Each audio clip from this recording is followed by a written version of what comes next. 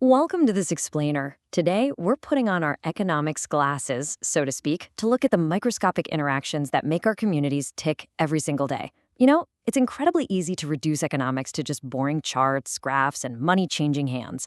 But actually, at its absolute core, it is fundamentally about human action and interaction. We're going to look really closely at the two primary hats that practically every single person on Earth wears. By unpacking these everyday behaviors, we can demystify the complex machinery of society. So, by the end of this, you're going to see the invisible threads connecting your daily routine in a completely new light. Let's kick things off with a quick question. Have you ever created something special, like a drawing or a craft? Think back to the last time you made something entirely from scratch. Maybe it was a cool craft, a sketch, or hey, even writing a block of code.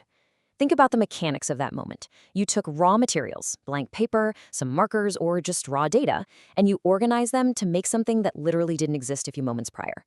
You essentially brought a brand new item of value into the world. It's like a giant puzzle where you're transforming basic inputs into one unified output. And that's true regardless of whether it was meant for a global market or just, to stick on your family's refrigerator. Now flip that around. Have you ever enjoyed a delicious meal or played with a favorite toy? Whenever you sit down to eat that carefully prepared food or just spend time getting use out of an item, you are actively participating in the inevitable other half of the system. In the language of economics, these two acts, the creation and the utilization, represent the fundamental binary of human exchange. They are two distinct, inextricably linked halves of our economic coin. Now, let's meet the producers. In economics, this is the formal title given to the folks responsible for creating these experiences. By definition, a producer is an individual who creates tangible goods or provides essential services. But to really understand this role, we have to look at how they do it. Producers are basically organizers.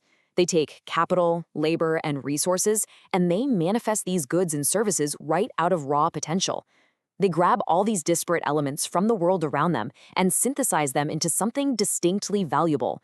Whether they're mining raw materials out of the earth, assembling complex machinery, or providing super vital intellectual services like transportation and education, they are the absolute engines, supplying the resources that keep our whole societal infrastructure moving forward.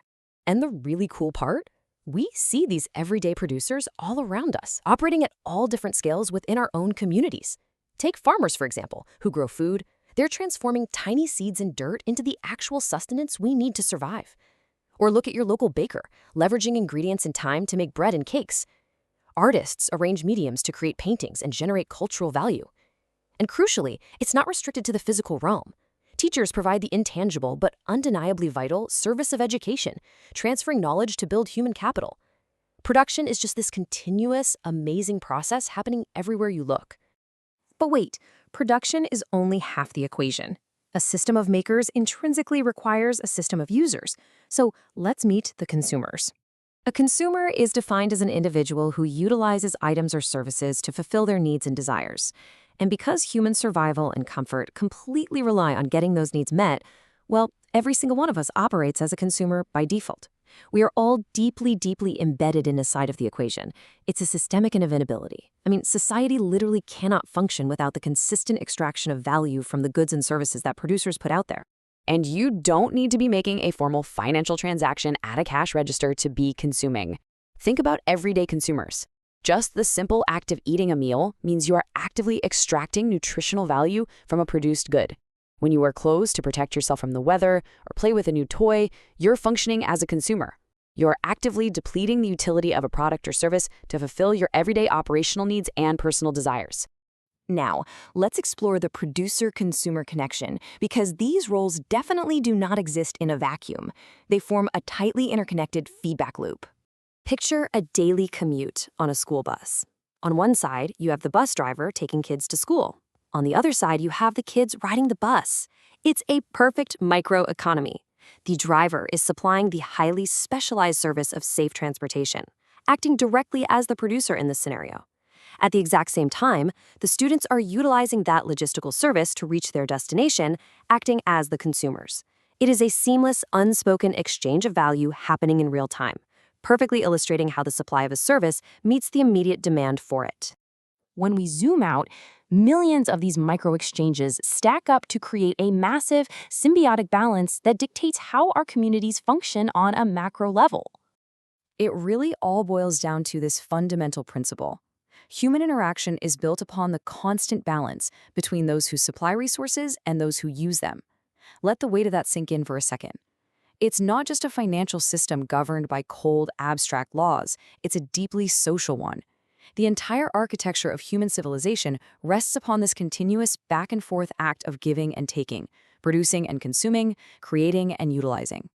Ultimately, what we are observing is a beautifully interconnected system of economic exchanges.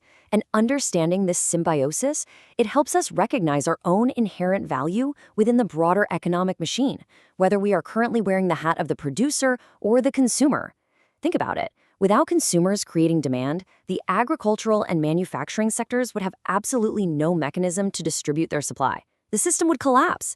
On the flip side, without producers generating that supply, we wouldn't have the food, infrastructure, transportation, or education required to sustain human life and societal progress.